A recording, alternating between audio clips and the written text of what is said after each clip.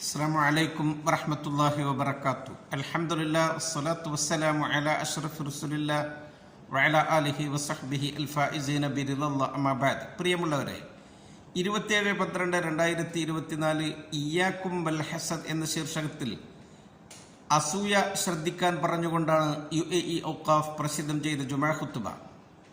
നാം നമ്മുടെ മനസ്സിനെ എപ്പോഴും ശുദ്ധമാക്കണം.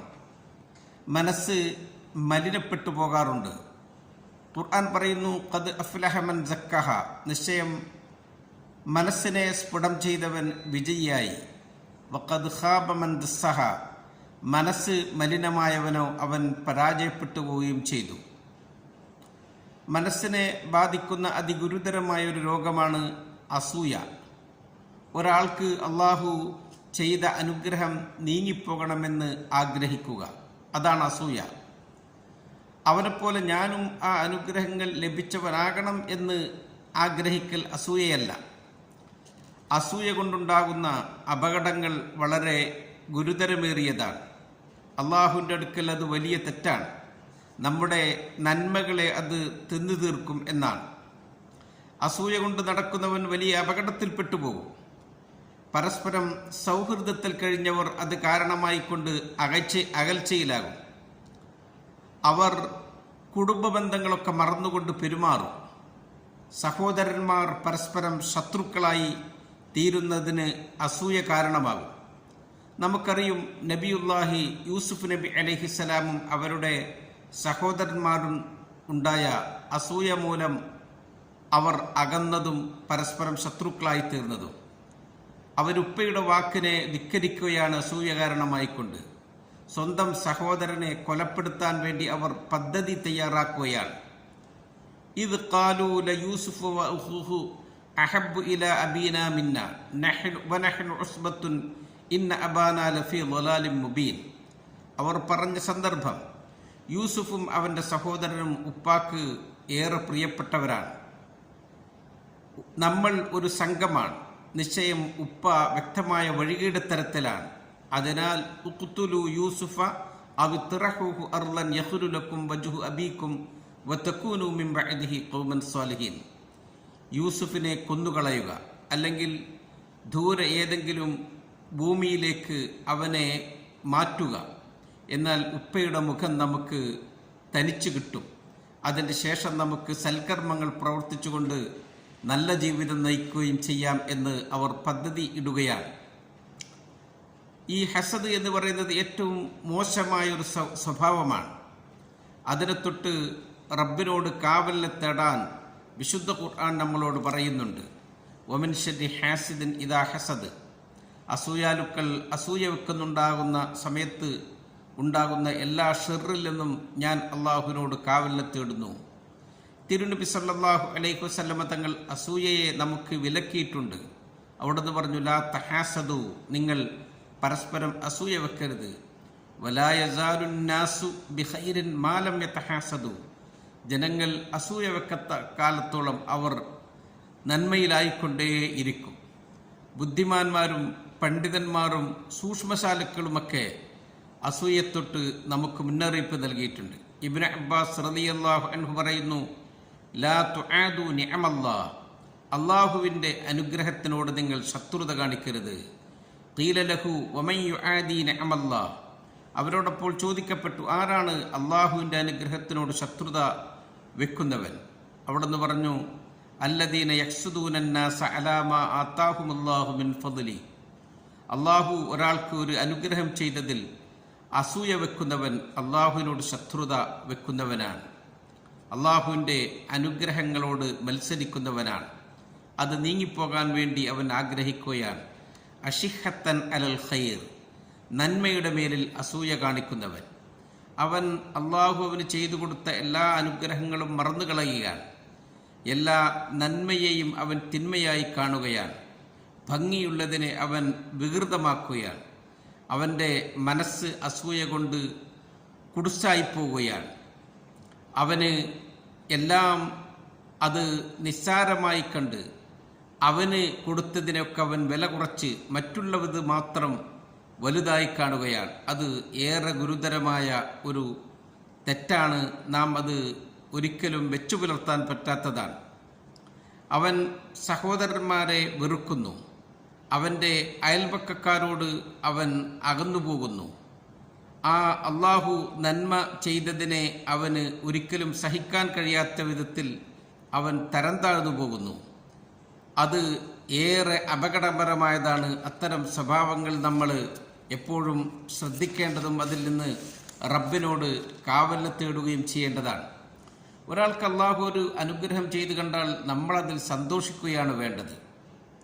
റസൂൽ സല്ലല്ലാഹു അലൈഹി വസല്ലം തങ്ങൾ പറഞ്ഞു, നീ നിന്റെ സഹോദരൻ ഒരു നന്മ കണ്ടാൽ അവന് ബറക്കത്തിനു വേണ്ടി ദുആ ചെയ്യണം, അത് വർദ്ധിപ്പിച്ചു കൊടുക്കാനും. ഇദാ റഅ അഹദുക്കും മിൻ അഖീഹി മാ യുഅ്ജിബുഹു ഫൽയദ്ഉ ലഹു ബിൽ ബറക്ക. അവൻ്റെ സഹോദരനിൽ അവൻ അത്ഭുതപ്പെടുത്തുന്ന ഒരു കാര്യം കണ്ടാൽ അവന് ബറക്കത്തിനു വേണ്ടി അവൻ ദുആ ചെയ്യട്ടെ എന്ന് തിരുനബി സല്ലല്ലാഹു അലൈഹി വസല്ലം തങ്ങൾ പറയുകയാണ്. നമ്മൾ കഠിന ശ്രമങ്ങൾ നടത്താം, അവരെപ്പോലെ എനിക്കും എത്തണം, എനിക്കും ആ സ്ഥാനത്ത് എത്താൻ കഴിയണം എന്ന നിലക്ക് നമുക്ക് പരിശ്രമങ്ങൾ നടത്താം. നമ്മൾ ആ രൂപത്തിൽ നമുക്ക് വിജയിക്കുകയും ഒക്കെ ചെയ്യാം. അസൂയക്കുള്ള ചികിത്സ എന്താണ്?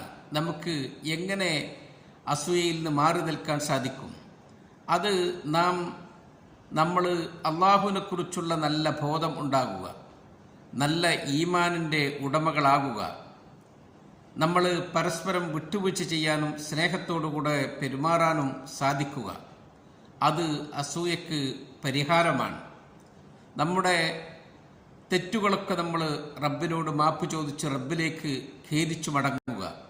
യൂസുഫ് നബി അലൈഹിസ്സലാമിൻ്റെ സഹോദരന്മാർ ഒടുവിൽ അങ്ങനെയാണല്ലോ ചെയ്തത്. അവരുടെ തെറ്റുകളൊക്കെ അവർ ഏറ്റുപറഞ്ഞു. അവർ റബ്ബിലേക്ക് പാശ്ചാത്തപിച്ച് മടങ്ങി. അവരുടെ ഉപ്പയോട് അവർ മാപ്പ് ചോദിച്ചു. യാ അബാന ഇസ്തഗ്ഫിർ ലനാ ദുനൂബന ഇന്നാ കുന്നാ ഖാത്തിഈൻ.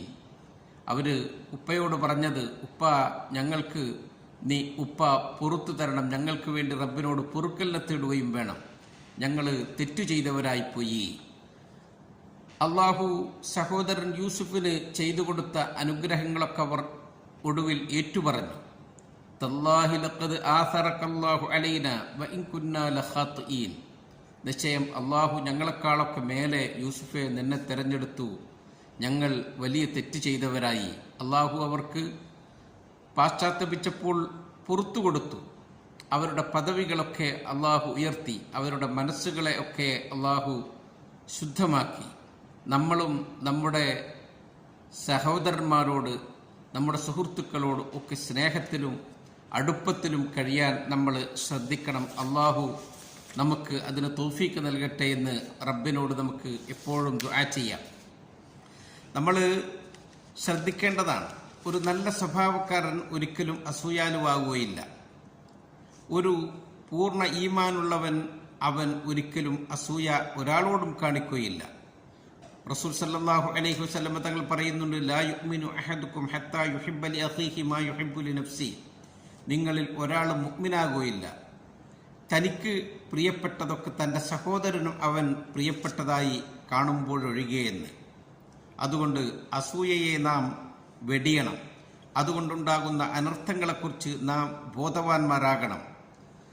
അസൂയക്കാരൻ ഒരിക്കലും സന്തോഷത്തോടുകൂടി അവന് ഉറങ്ങാൻ കഴിയില്ല.